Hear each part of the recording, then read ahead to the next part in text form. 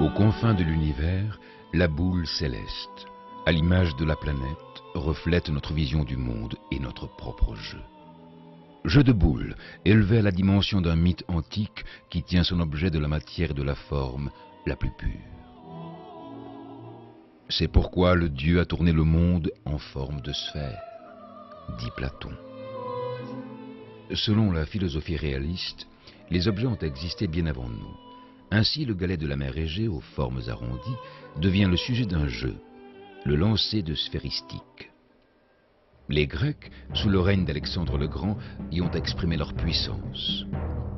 Les Romains se sont montrés plus raffinés en substituant la force à l'adresse.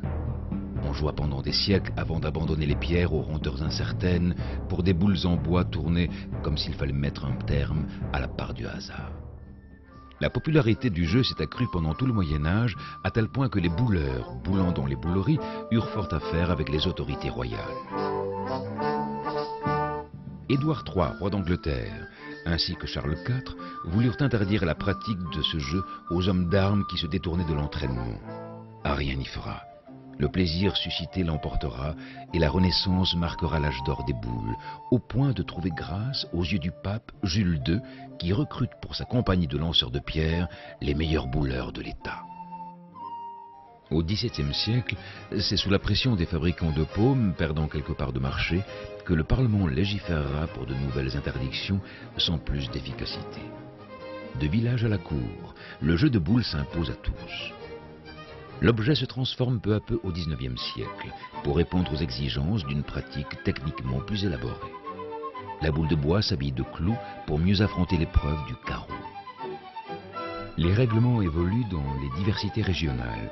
Ainsi naissent plusieurs disciplines: lyonnaise, jeu provençal, rafle et boule de fort. En 1896, les frères Lumière filment une partie de Longue.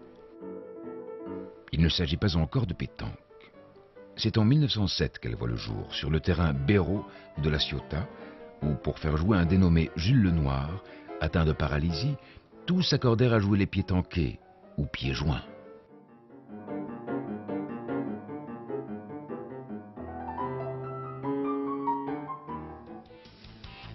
Aujourd'hui, la Fédération française de pétanque et de jeu provençal est promue dans le cercle des sports de haut niveau.